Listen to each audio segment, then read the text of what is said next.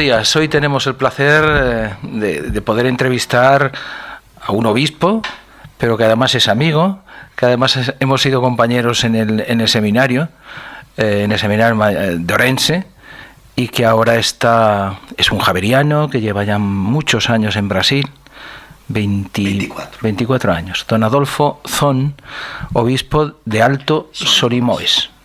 Bienvenido. Bien hallado. Vamos a hablar en castellano, sí, por aquello de... Claro. Aunque nos resulte difícil, a dos gallegos... Estamos en Madrid, entonces vamos a adaptarnos a... Aunque tú ya hablas más brasileiro que gallego. Sí, y sobre todo me siento más seguro en el castellano que en el gallego. En el gallego le meto el portugués. ¿Qué queda de aquel chaval del seminario? Queda todo. Tal vez, claro, un chaval del seminario renovado por tantas y tantas experiencias que a lo largo de tantos años, de aquí Madrid, Pamplona y luego 24 años en Brasil, nos van amadureciendo y nos van también haciendo otras personas más. La sonrisa no la has perdido. No, eso... y el delantero centro, aquel rompedor... Eso sí que lo he perdido. Eso sí que lo he perdido porque a los 35 años dejé el fútbol, o sea, otras preocupaciones. Aún jugué algún partidillo con la gente allí de las islas, porque tenían el campeonato como allí en nuestra tierra, ¿no?, de modestos. Y era el campeonato entre las comunidades del interior. Y el final de la liga era siempre en la ciudad, en la fiesta de Nuestra Señora de Inmaculada. Y entonces, pues en el partido, antes de hacer la gran final, había un partidillo así de aquellos amadores del fútbol y hacíamos allí dos equipos y jugábamos con fraternidad. La vocación misionera te viene de allí.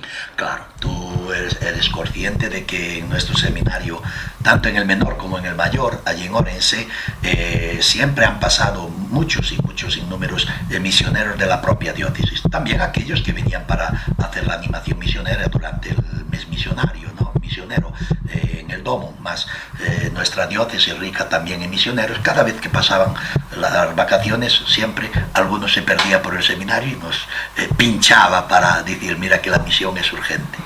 Javeriano, ¿eres javeriano? Soy javeriano, sí. Igual que Jesús Morales, que también fuimos compañeros allí en Orense, y una congregación específicamente misionera, como los comunianos, los espiritanos, la Consolata, esas congregaciones que nacieron un poco para prácticamente dedicarse a la misión adyente.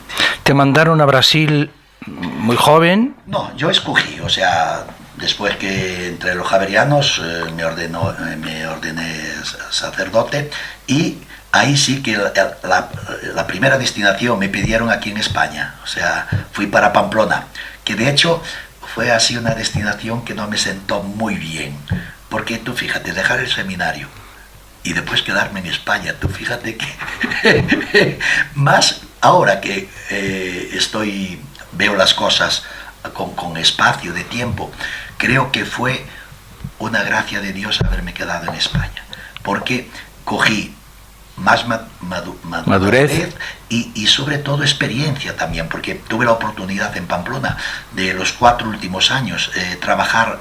¿Cuántos años estuviste en Pamplona? En Pamplona estuve 7 años. 7 años. ¿En la época de Sebastián? ¿Ya estaba Monseñor Sebastián o no, anterior? Cirarda, grande Cirarda, un obispo fantástico, nos trataba muy bien. Siempre que tenía confirmación me llamaba para hablar de los chavales y tenía que decirle, a ver, ¿qué tengo que decir a estos chicos que se han preparado? O sea, Cirarda fue un grande obispo, o sea, yo tengo una imagen de él muy pastoral y sobre todo en aquella parroquia de San Francisco Javier fue donde he experimentado un poco lo que es una pastoral de conjunto. Entonces estaban en aquella época implantando aquel proyecto llamado Nueva Imagen de Parroquia, en que llamaba a la responsabilidad a los laicos. Entonces, tú fíjate, 4 años trabajando ahí, laicos, religiosos, sacerdotes. Fue una experiencia preciosa que después me dio también, ¿cómo se dice?, las condiciones para, llegando a Brasil, el obispo me colocó en las manos. ¿Pediste tú a Brasil? Sí, sí. ¿Por qué Brasil? Yo tenía, mira, la Amazonia siempre ¿Sí? me entusiasmó. Luego después no sé si porque mi hermano, que no era sacerdote, era un currante, estaba en Brasil, y también porque Jesús había hecho también la experiencia allí en Amazonia, más tenía un ideal, digo. Un sueño, ¿no? Una especie de... Exacto. Entonces, yo me acuerdo que en la carta que le mandé a la dirección general, coloqué primero la Amazonia. Si estuviese ya completa de misioneros por parte nuestra, no de los javerianos, porque estábamos allí en 2 diócesis, Colombia. Si también Colombia está completa, entonces México, que teníamos allí un grupo étnico, los náhuatl, que digo, bueno, por lo menos, sobre todo por la lengua, porque yo... América Latina lo tenías claro. Lo tenía claro. Y luego dije, y si no, pues África en la lengua francófona, o sea, como había estudiado el francés de niño, pues por lo menos no iría a tener tanta dificultad, porque el inglés en el seminario mayor no conseguía aprender mucho inglés. Entonces estaba evitando, más cuando me mandaron a Brasil. La iglesia del Brasil está muy bien organizada y tiene un curso en el centro misionero, allí en Brasilia, que para aquellos que vienen y también para los misioneros que del Brasil van a otros países. Entonces el nuestro, durante 3 meses, un conocimiento de la lengua del brasileiro, ¿no?, portugués de Brasil, y luego... Ahí jugabas con cierta ventaja. Claro, más había peligro, sí, de decir, ya lo sé. Sí, ya lo sé. Entonces yo me concienticé, dije, mira, Adolfo, que tú vienes para estar con la gente. Entonces no vale aquí chapurrear, tienes que aprender el portugués. Entonces teníamos el primer mes y medio, lo pasamos estudio. Después nos fuimos 2 semanas de estágio, como se llama, en familias. Estuvimos 2 semanas viviendo con una familia y hablando y aprendiendo con ellos. Y luego después ya, el último mes y medio, además del estudio de la mañana del portugués, teníamos a la tarde grandes profesores, sea de la Universidad de Brasilia, sea de los institutos teológicos, y también los diferentes asesores de la conferencia episcopal, que nos pasaban y nos daban conferencias y encuentros a la tarde para, ¿cómo se dice?, insertarnos dentro de la cultura, dentro de la convivencia y dentro de la religiosidad brasileña. O sea, que lo tienen bien montado. Sí, eso para mí fue fantástico. Llegas allí, estás 20 y pico años, llevas allí ya. 24. En una parroquia, y de pronto en una parroquia trabajas allí, nos contabas ayer. 2 parroquias, 2 experiencias fuertes, la de las Islas, con una parroquia ribeiriña. ¿Estamos hablando de la zona de Manaus? No, estamos hablando de la zona de Belén, de la desembocadura del Amazonas. O mejor dicho, de la desembocadura del Tocantins en el brazo sur del Amazonas, que allí forma un delta, y allí está Abaetetuba, cuya diócesis yo trabajé 21 años.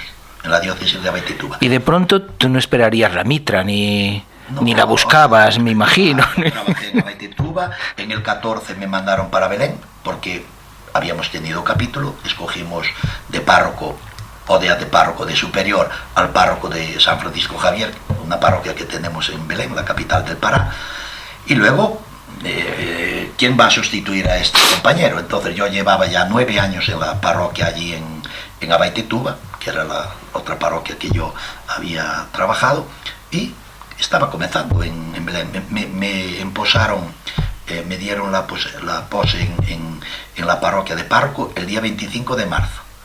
En mayo me vine de vacaciones para Orense, 3 meses.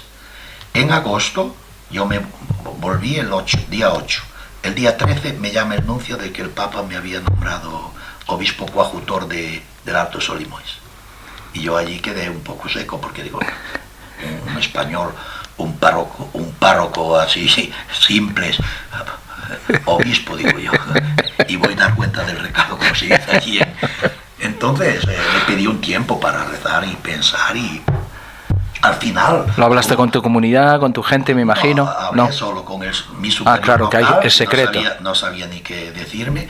Después sí, me había convidado a la fiesta de 40 años de sacerdocio el arzobispo, y entonces al final de la misa le dije, mira, que quiero hablar con usted y tal, y le presenté, le dije, mira, que el nuncio me llamó, y entonces me colocó el dedo en el pecho y me dijo, no puedes decir que no.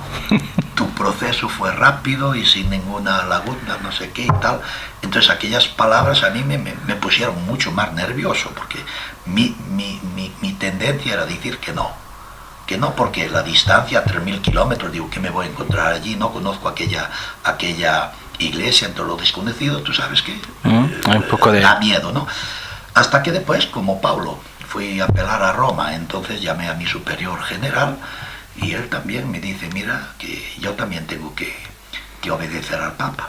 Entonces, escuchando esas cosas, aquella noche me llené de coraje y de pasión, y me vino en la cabeza mi profesión primera, delante del que fue general mío en el 82, y entonces me dice, Adolfo, ¿qué has dicho a Dios delante de tu general? Yo he dado un sí, entonces digo, bueno, aquí yo no tengo nada que perder, adelante. Y te fuiste al Alto Solimois, que es el nacimiento prácticamente, desde la desembocadura al nacimiento. Donde el Amazonas entra en Brasil, porque claro, la parte del Perú se llama Marañón, y entonces cuando el río Amazonas, conocido nosotros por Amazonas, entra en el país del Brasil, ahí está una ciudadcita que se llama Tabatinga, que fue antiguamente, en la época de los jesuitas, un puesto militar, que era para controlar el río. Y a partir de los años 60 así, fue creciendo, y ahí se fue formando una ciudad. Está en la triple frontera. Triple frontera, porque la misma ciudad de Tabatinga está pegada a la Leticia, que es de Colombia, y del otro lado del río ya tenemos la isla de Santa Rosa, que ya es Perú. O sea, tenemos allí la triple frontera.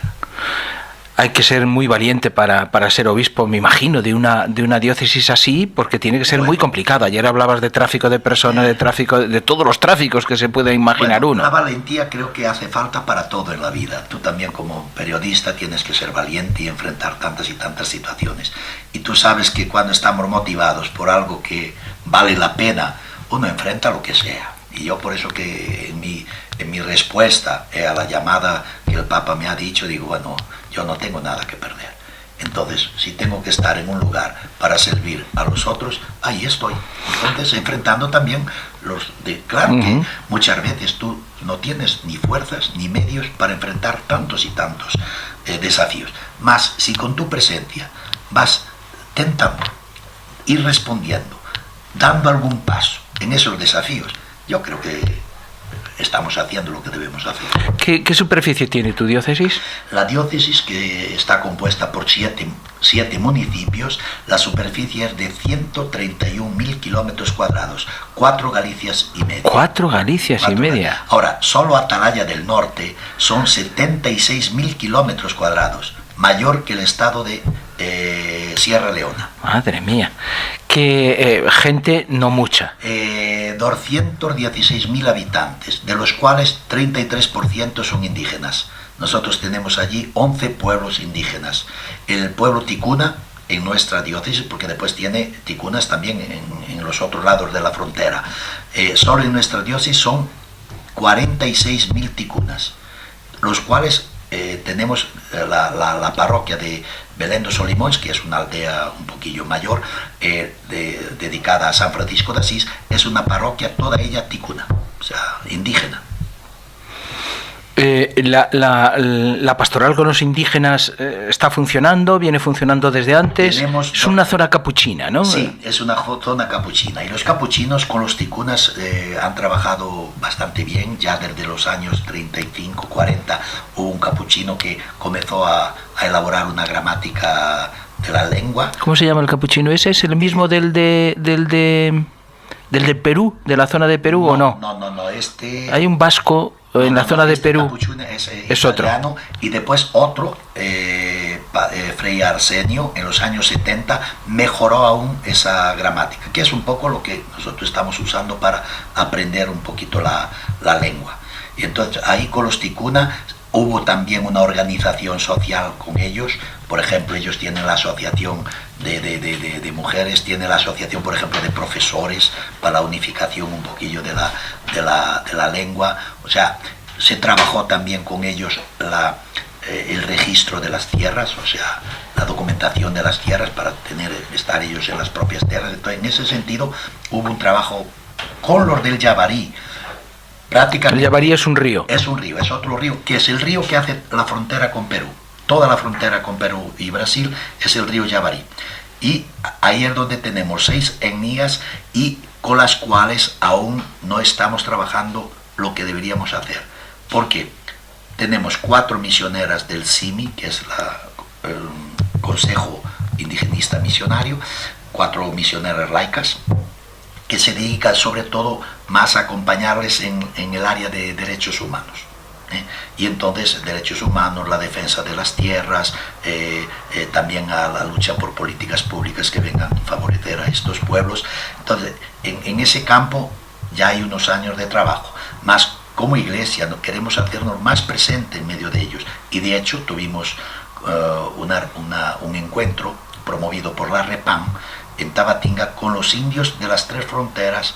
¿Para qué? No para hablar sobre los indios, sino vamos a llamar a los indios y que nos digan lo que ellos...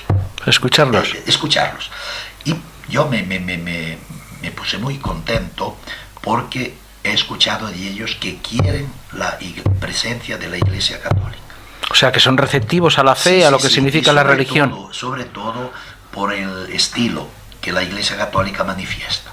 O sea, en ese sentido nosotros no vamos a tirar por ejemplo, tiene otras religiones que están tirando todas las costumbres de estos pueblos. Por ejemplo, tienen un rito de iniciación. Hablo de los ticuna, que los otros tienen otros más. Los ticuna, por ejemplo, tienen el rito de la iniciación de las chicas, que le llaman la fiesta da Mossa Nova. Y tiene otras religiones que dicen que eso es diabólico y tal. En cuanto nosotros somos muy respetuosos con la cultura, porque la cultura no es la religión. La inculturación. Y no es la espiritualidad, es mucho más profundo. Por eso que ahora nosotros, que vamos ahora a lanzar la iniciación cristiana, eso nos va a llevar a un proceso de entrar dentro de su religiosidad, de su cultura, ¿para qué? Para juntos conseguir recibir la experiencia de Dios. O sea, es un trabajo mucho más lento y de presencia también. Uh-huh. ¿Cuántos curas tienes? Yo diocesanos tengo 6 o 7. Después tengo 2 que son Fidedonum del sur, que diócesis del sur nos han enviado por 3. Uno lleva 6 años y tiene ahora que volver para su diócesis. Y después tengo 7 capuchinos. Para 200.000 personas que para en un radio... ¿Cómo os movéis? ¿Con barco? Prácticamente el barco. Medios fluviales. Entonces, por ejemplo, yo como obispo, que voy más a las parroquias, después cuando estoy en una parroquia me muevo con los medios que ellos tienen allí. Más yo, por ejemplo, ahora vendí el barco que teníamos en la diócesis para el obispo, porque hoy tenemos 4 lanchas que hacen el recorrido Tabatinga, Manaus, Tabatinga, 4 lanchas a la semana que me dan... O sea, públicas, como si fuese un autobús. Un transporte particular, como un autobús, exacto. Y entonces yo pago mi billete y yo me pongo en cualquiera de las parroquias en el mismo día. Por ejemplo, la última, que queda a 410 kilómetros, salgo de mañana a las 9 y a las 5:30 de la tarde estoy allá. Los que no son indios, ya hemos hablado un poquito de los indios, ¿son receptivos? O sea, ¿cómo es la gente? De los que no son indios, tenemos ahí varias tipologías, porque tenemos gente que vino del sur, del Brasil, brasileños que vienen a la busca de hacer una economía. Luego tenemos la mezcla del portugués con el indio. El portugués antiguo, de la época de la civilización. Y luego tenemos la mezcla de los nordestinos, o sea, aquellos que vinieron del nordeste del Brasil para para el caucho. Entonces quedaron por allí las familias, entonces tenemos una pluralidad cultural. Entonces también como iglesia no podemos hacer un servicio para todos igual. Tenemos que ir intentando en la medida de lo posible hacer un camino diferenciado. Entonces nosotros en la ciudad, pues claro, en la ciudad tenemos una pastoral urbana en que tenemos una parroquia solo, más con 14 comunidades en la periferia. Y entonces hacemos una pastoral de conjunto. Están 3 sacerdotes. Comunidades de base, estás hablando. Sí, o sea, comunidades de base no son, porque no es que la base sea uniforme, sino que sería comunidades de barrio. Entonces, en ese sentido sí que serían un poco, si la base es el barrio, son comunidades de barrio. Y entonces ahí tenemos 3 sacerdotes, hemos hecho 3 sectores. No voy a multiplicar las parroquias porque ya que tenemos pocos sacerdotes, vamos a hacer una pastoral más de conjunto y donde ayudarnos unos a los otros. No tienes canónigos, no tienes vicarios, me imagino que algo de vicarios. ¿Palacio tampoco tienes? No, o sea, tengo una casa muy simple, después nuestra curia es muy simples también, un sacerdote y 2 chicas. Entonces, y fíjate, este sacerdote es vicario general, es ecónomo de la diócesis y párroco de la ciudad, o sea, no tengo ni gente para repartir los cargos. O sea, cuando vienes a España, echas la red por si algún sacerdote, algún religioso se anima. Yo por donde paso digo que necesitamos, de hecho hoy la misión necesita de recursos humanos, porque la misión, querámoslo o no, inicia con la presencia. Entonces, yo estoy preocupado, porque hablar de los indios es muy fácil. Conocer sus culturas es muy fácil, tiene muchos libros. Ahora, estar con ellos, vivir con ellos, escucharlos, ver cuáles son sus grandes interrogantes, sus problemas, tiene que estar allí al lado. Entonces, esta es una de las preocupaciones que mayores tengo. Sí, pero en España hay un desierto, un invierno vocacional tremendo, ¿no? Más también el invierno es allí. Algunas congregaciones consiguen algún que otro joven o chico o chica, más, por ejemplo, a nivel diocesano, por ejemplo, los capuchinos, como era la congregación que allí ha trabajado esa iglesia. Entonces, hasta tiene alguna vocación. Creo que deben ser nativos de allí. 11 o 12 nativos de allí. En cuanto nosotros, ¿De tu diócesis? Sí, de la diócesis, de los diferentes municipios de nuestra diócesis. En cuanto nosotros, el último ordenado de allí fue en 95, en 1995. Entonces, no hay una tradición. Ahora, desde hace unos años, ya antes de yo haber llegado allí, está habiendo una animación vocacional preciosa.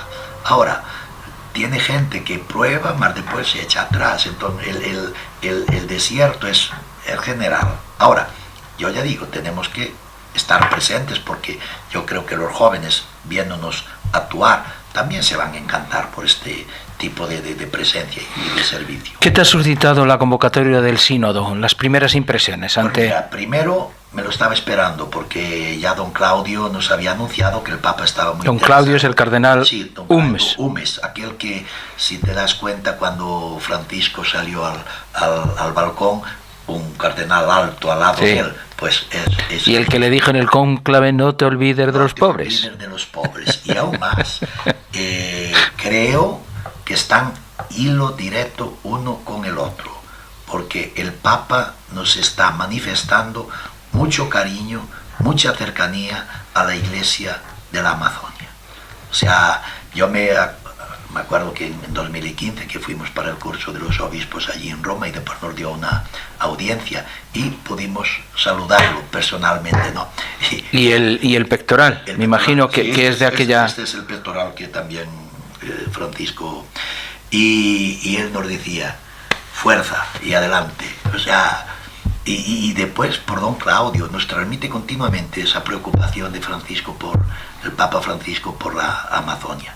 Y de hecho, hasta te voy a decir que lo que se recauda en el Brasil por el óvulo de San Pedro en junio, toda esa recaudación del óvulo de San Pedro, que es para el Papa, lo entrega a las diócesis de la Amazonia. Fíjate, Sí, es un sí, gesto sí. concreto de solidaridad. Ya comenzó, este gesto lo comenzó Benedicto XV. 16. 16, exacto, Benedicto XVI.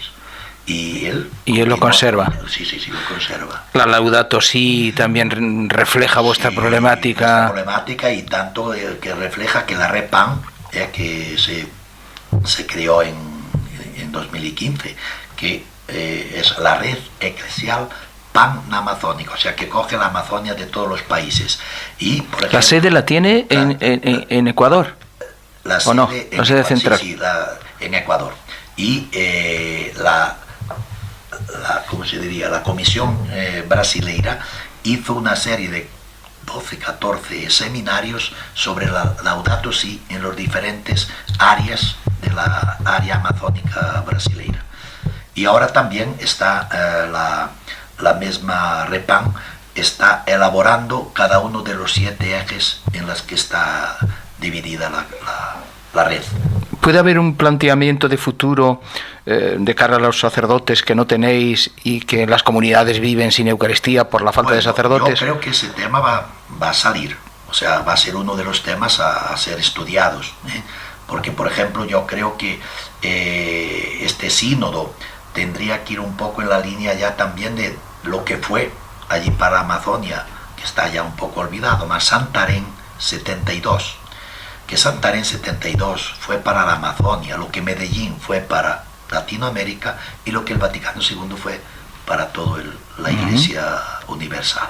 Entonces, en Santarém 72, los obispos de la Amazonia, que ya desde los años 50 se venían reuniendo para enfrentar los desafíos o los retos de sus diócesis, tiraron unas líneas que son aquellas que nos ayudaron a sobrevivir como iglesia en la Amazonia. Entonces yo creo que también este sínodo nos va a ayudar para marcar unas líneas de actuación que nos pueda encaminar de aquí para adelante. Y una de ellas es el tema de la Eucaristía, porque ¿eres de los que piensas que las comunidades necesitan Eucaristía, viven de la Eucaristía?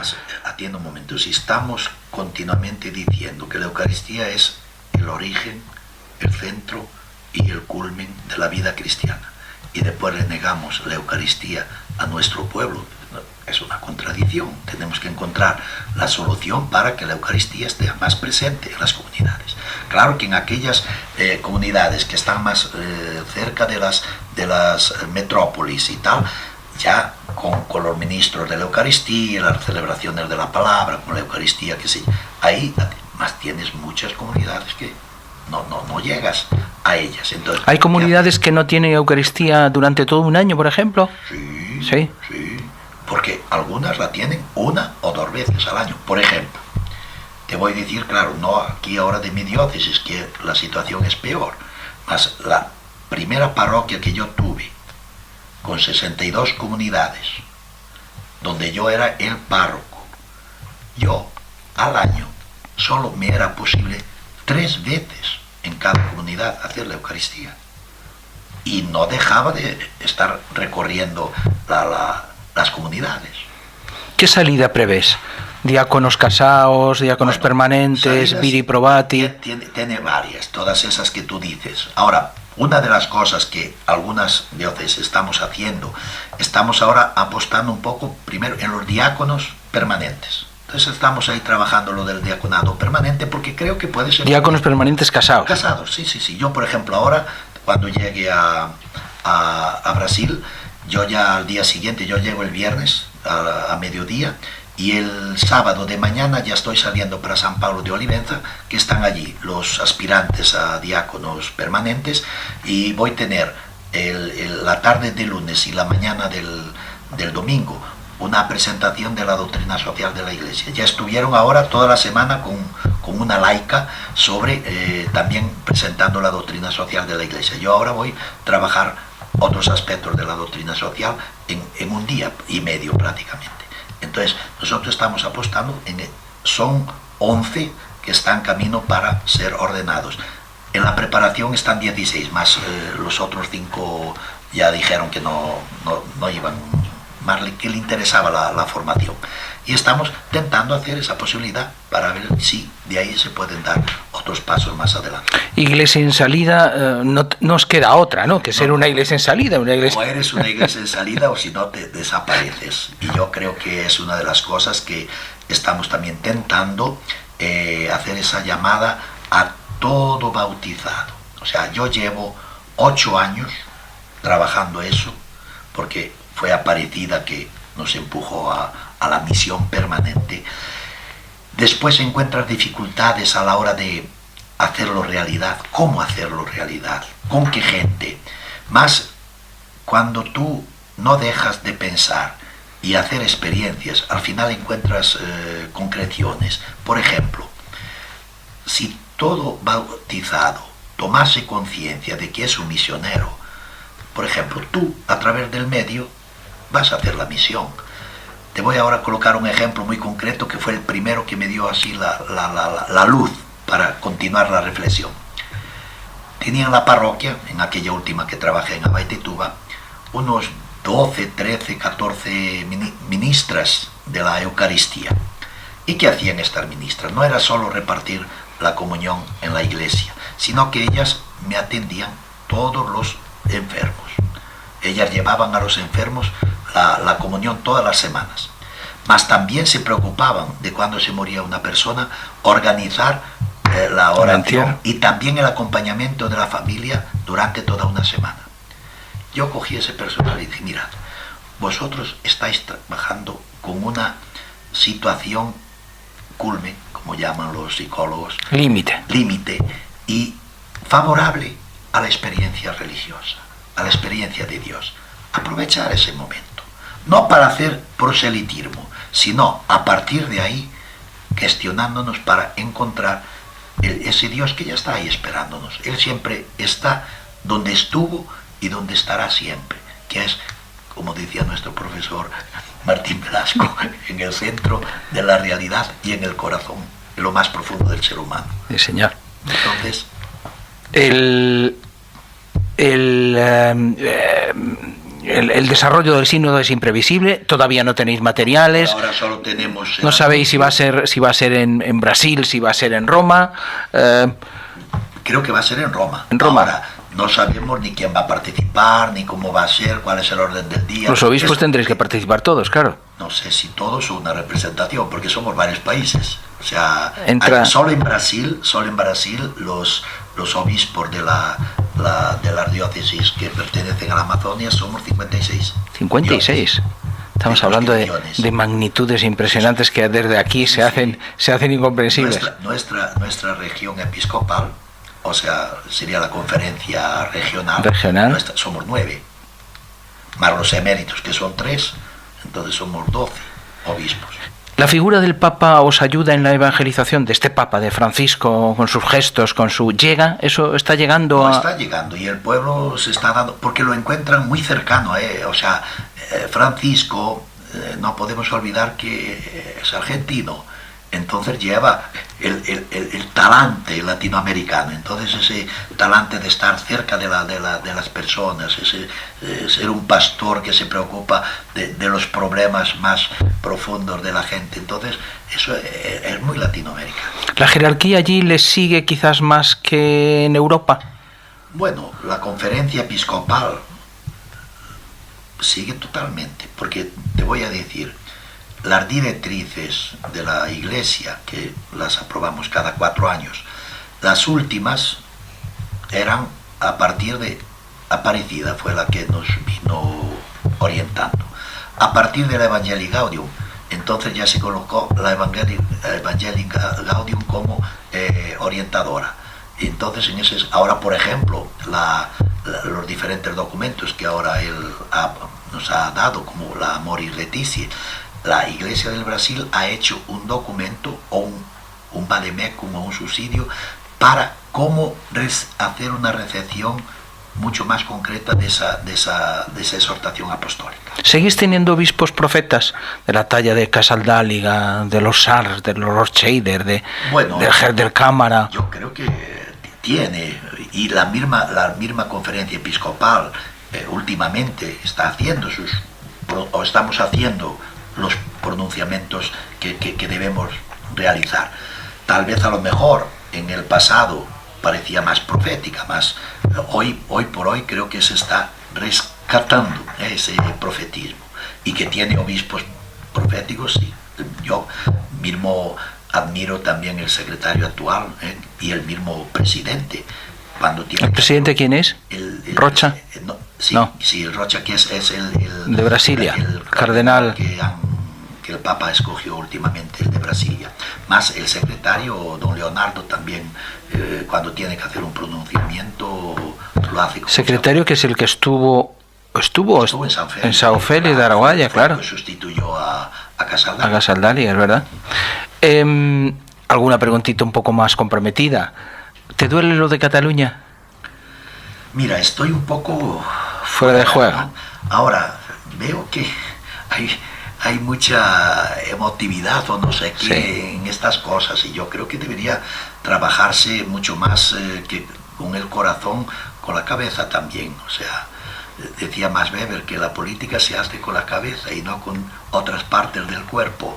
O sea, me da, igual es una impresión mía, porque yo llevo aquí unas semanas más, veo que hay como una crispación y que creo que está pasando un poco también al pueblo, y eso puede ser peligroso. Entonces, no sé, yo no puedo así hablar mucho porque no desconozco los procesos, y lo que ahora que veo así un ambiente un poquito enrarecido, me da pena. Has estado en Galicia, has estado en el lanzamiento del Domum. ¿Cómo vienes a menudo? ¿Tienes contactos? ¿Cómo estás viendo la Iglesia española? Bueno, yo muchas veces con mucha queja, ¿no? Que aquí parece ser que me decía un sacerdote que vosotros allí la gente tiene hambre de Dios, tiene sed más aquí no. Falta el apetito.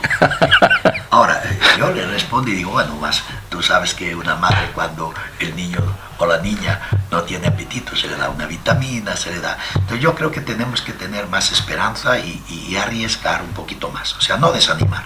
Claro que nos toca una sociedad como la que tenemos, que no es mala en sí misma. Es esta sociedad la que tenemos que evangelizar, y tenemos que encontrar el modo cierto, la manera cierta, para poder también ser significativos en una sociedad secularizada, entre aspas, como muchas veces decimos. Yo, por ejemplo, me preocupa porque yo sigo aquel dicho popular: cuando veas las barbas del vecino cortar, pon las tuyas de remojo. Entonces, no por mucha religiosidad que podamos tener en Latinoamérica, más saber que también ciertos procesos van a pasar también por otros lugares. Entonces, o nos preparamos y lo sabemos enfrentar con maturidad y sin miedo, o si no, entonces el perjuicio es para nosotros. No podemos ver diablos donde no los tiene. Económicamente me imagino que tu diócesis necesita ayuda. Si alguien quisiese ayudarte, ¿cómo podría hacerlo? Bueno, pues a través aquí de los javerianos, colocando mi nombre, a través de cualquier delegación diocesana, colocando mi nombre, y por ejemplo allí en Orense me conocen, aquí los javerianos también, y si no, pues una transferencia a mi diócesis. Es más difícil, porque casi siempre pues es un donativo que uno quiere hacer. Entonces yo creo que lo más normal es a través de mis hermanos aquí javerianos, que ellos rápidamente me colocan lo que llegar a mi nombre y lo colocan a mi disposición. Adolfo Zon, muchas gracias, un placer. Y gracias a ti, y que continuemos ahí con esa amistad a pesar de la distancia. Seguiremos en ello. Muy bien. Y remando. Remando. Gracias. Muy bien.